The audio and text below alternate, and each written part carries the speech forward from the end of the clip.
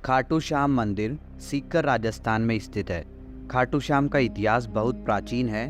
आज से लगभग 1000 वर्ष पूर्व में इस मंदिर का निर्माण हुआ था।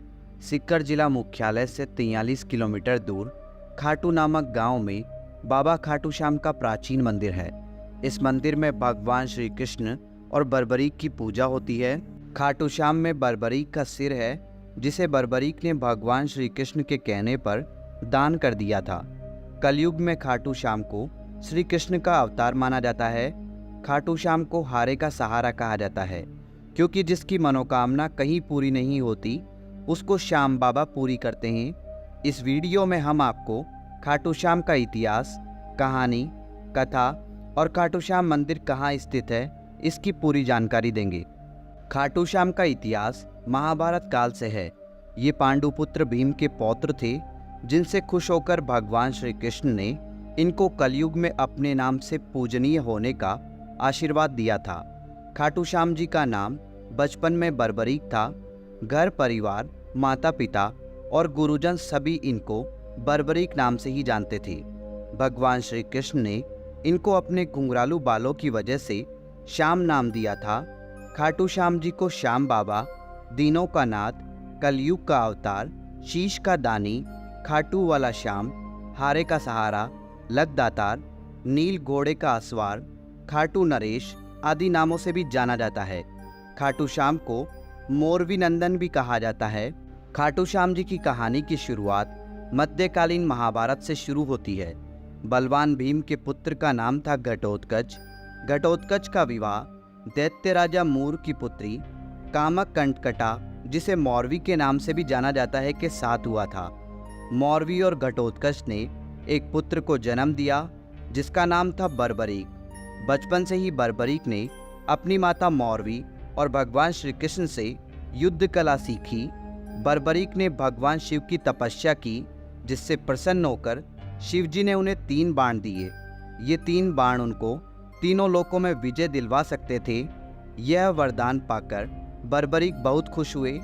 बर्बरीक अपनी वीरता और शक्तियों के लिए जाने जाते हैं। महाभारत काल में जब कौरव और पांडवों के बीच युद्ध शुरू होने वाला था, तब बर्बरीक अपनी माता के पास गए और युद्ध देखने की स्वीकृति मांगी।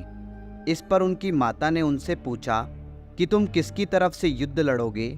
इस पर बर्बरीक ने जवाब दिया, जो हारेगा मैं उसकी तरफ से युद्ध लड़ूंगा। माता से आज्ञा मिलने के बाद बर्बरीक महाभारत का युद्ध देखने के लिए निकल पड़े। भगवान श्री कृष्ण यह सब देख रहे थे। श्री कृष्ण जानते थे कि यदि बर्बरीक को नहीं रोका गया तो युद्ध का परिणाम पलट देगा। रास्ते में जाते हुए बर्बरीक को श्री कृष्ण ने ब्राह्मण का रूप धारण करके रोका और पूछा, हे बालक, तुम अकेले यह 3 बाण लेकर कहाँ जा रहे हो? तब बर्बरीक ने जवाब दिया कि मैं महाभारत का युद्ध देखने जा रहा हूँ और इस युद्ध में जो हारेगा मैं उसका साथ दूंगा। उपहास पूर्वक श्री कृष्ण ने कहा, सिर्फ 3 बाण के सहारे युद्ध लड़ने जा रहे हो? इनसे तो 3 सैनिक भी नहीं मरेंगे। यह सुनकर बर्बरीक बोल पड़े, हे ब्राह्मण, यह कोई साधारण बाण नहीं है। यह बाण मेरे आराध्य महाप्रभु शिवजी ने मुझे दिए हैं। 3 बाण तो क्या, सिर्फ एक बाण एक पल में युद्ध को खत्म कर देगा। हालांकि यह बात श्री कृष्ण पहले से जानते थे। बर्बरीक को रोकने के लिए श्री कृष्ण ने उनकी परीक्षा ली। श्री कृष्ण ने कहा, हे बालक, इस पीपल के पेड़ के पत्तों को भेद कर दिखाओ।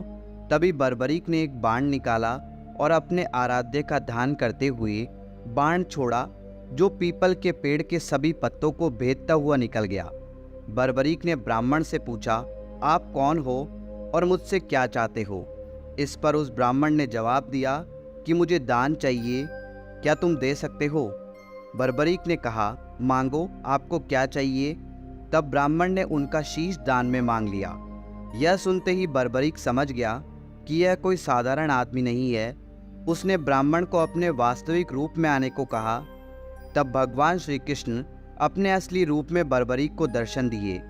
अपने गुरु को सामने पाकर बर्बरीक धन्य हो गया।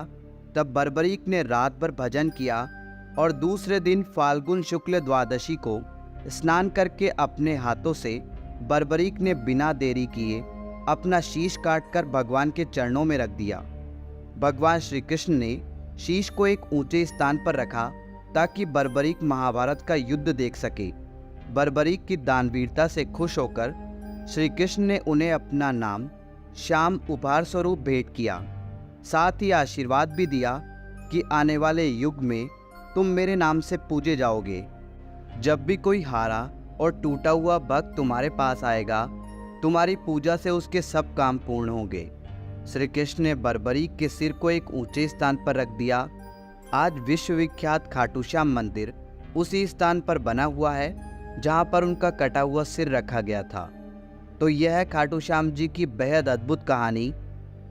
खाटू श्याम का महत्व कलयुग के साथ साथ बढ़ेगा, क्योंकि भगवान श्री कृष्ण ने इनको आशीर्वाद दिया था कि जैसे जैसे कलयुग बढ़ेगा तुम्हारा यश और लोगों की आस्था बढ़ेगी। आज बाबा खाटू श्याम हारे का सहारा बनकर भक्तों के काम कर रहे हैं और उनके दुख दर्द का हरण कर रहे हैं। खाटू श्याम का महत्व इसलिए भी बढ़ जाता है कि इन्हें कलयुग का भगवान माना जाता है।